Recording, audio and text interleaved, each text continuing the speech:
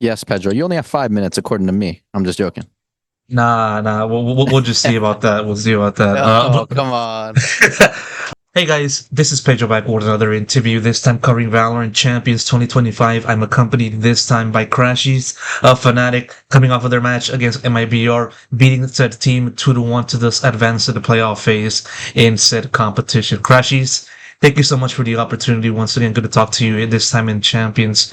And as I said, moving on to playoffs, what's going through your mind? How are you feeling? How are the vibes?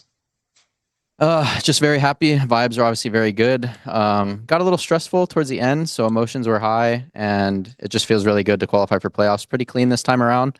No stress too much, but yeah, just very happy.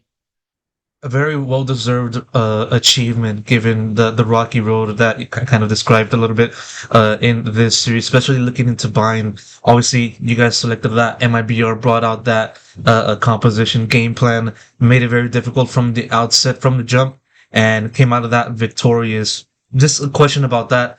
What do you think just went wrong for the team, and also in turn, what did they do that made it so difficult for you guys to play the usual game? So I think they had a very good game plan against us, and then we also started off very slow. Our comms weren't like up to par what they usually are. They were catching us a lot, like off guard a lot. I remember us getting a lot of advantages, and we would just lose every advantage. So when that's happening, things are going wrong.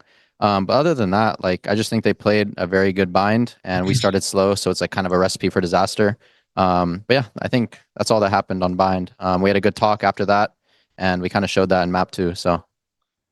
Even so, like it once a bit started, it kind of looked like MIB was going to continue that momentum, and from that point on, you guys clawed back and to make it a slightly even affair in halftime. And then once second half started, you guys were on the attacking side. You guys just ran away with it, and it kind of the momentum carried over into Haven. What changed for the team? Did you guys kind of like have to a chance to kind of talk it over, after map one, or more so like did something change within the actual server itself during Abyss, or what have you?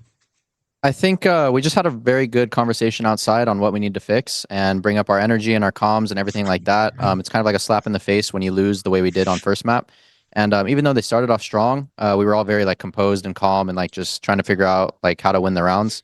Abyss right now in the meta isn't really defense sided. It's very attack heavy.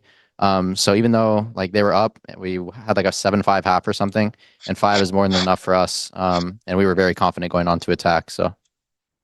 Yeah, like that said, all things came to a head in Haven, I believe, and yeah, like it was obviously the most tightest time frame within this entire series, and it kind of looked like MIBR was going to like try to formulate that comeback to force overtime and all of that stuff. You guys kind of shut the door there with Chronicles 1v3.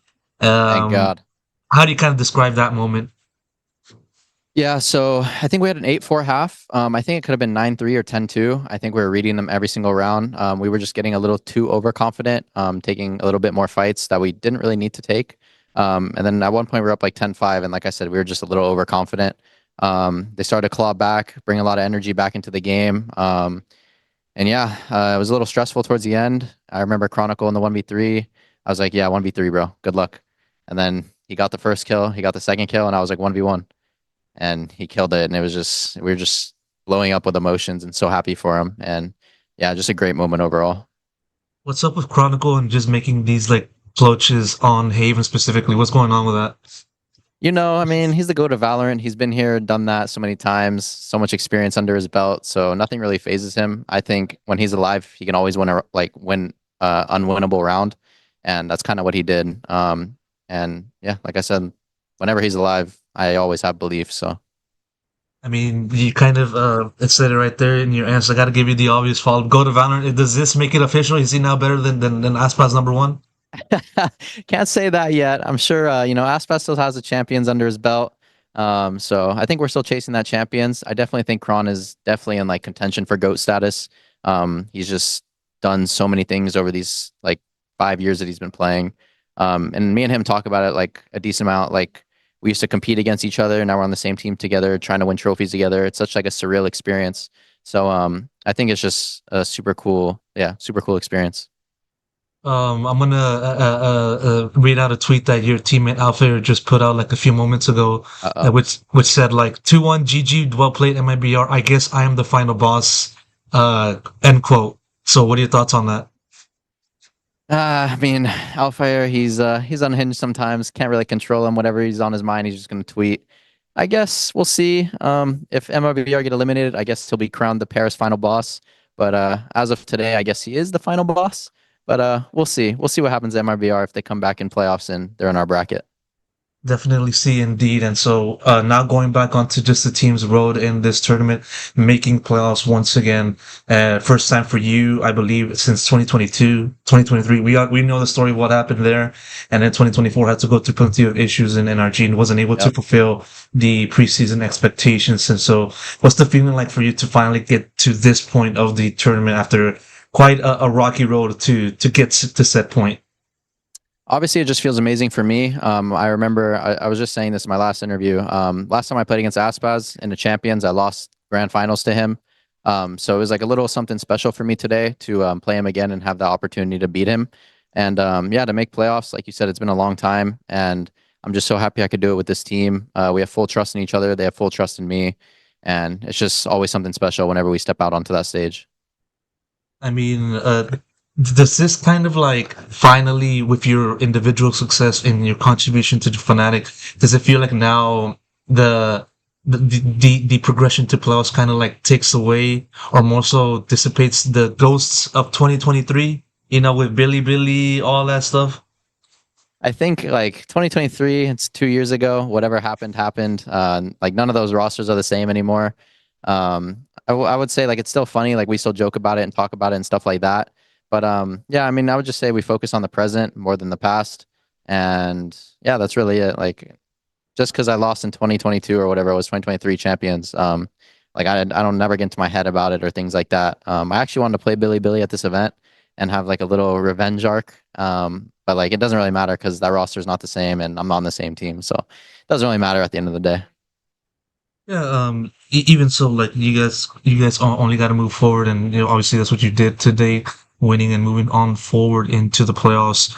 And so, that's it. Now going into playoffs real quick. So far we have half of the field of teams ready to go. Your team, Heretics, Paper X, and NRG. And gotta give you the obvious question about that. NRG, is there a possibility that you want to face them in playoffs at any point? Yeah, I definitely want them to be in our bracket. I want to play them for sure. I think that's a given. I think they want to play us as well, but hopefully they're in our bracket because I really want to play them.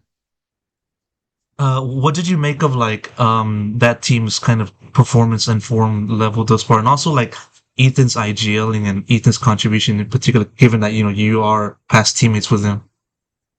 I think his IGLing has definitely improved this year. Obviously, I'm not on the team, so I can't say like what has changed, but I definitely have seen an improvement. And I was talking to Sam the other day, and I was just like, bro, you guys have plot armor. Like you guys are getting beat up, and then you guys just don't fall down. Like you guys just keep getting up, keep fighting. So it's pretty impressive. I think they have a very good like mentality and culture within the team right now, and they're definitely going to be a team to like watch out for sure. Of course, and now going over into the team, the progression from stage two. Obviously, you guys had a pretty rocky EMEA stage two playoffs, losing out early, and then kind of seeing the rest of the field pan itself out into the later stages of said phase. And so you guys had plenty of time to kind of reflect and tweak the things you needed to tweak up until this current moment in time. And so, you know, for you, from your perspective, Crashies, what has been the most important aspect that the team kind of had to focus on, work on amidst this ever-changing meta and the field of team that you had to face off in this competition? Yeah, honestly, it was like a breath of fresh air when we lost. Honestly, like we were going nonstop. Like we won EMEA stage one. We went to Toronto, got second place. Went to EWC, got second place. And then immediately right into stage two with like 2 days or 3 days of like just landing in Berlin. So it was pretty nonstop. And like once we qualified for champions, like that was our goal. We were like talking about it, and if we could win stage two, we'll try and win. But like if we don't, it's not the end of the world. And then once we lost, like it was just like so much relief. Like we have time to rest, we have time to prep a lot of new things, and I think that's what we did. Like we took a well needed, not vacation, but like well needed days off, And our coaches and Boaster worked really hard on prepping new things. And I think that's when we can play our best.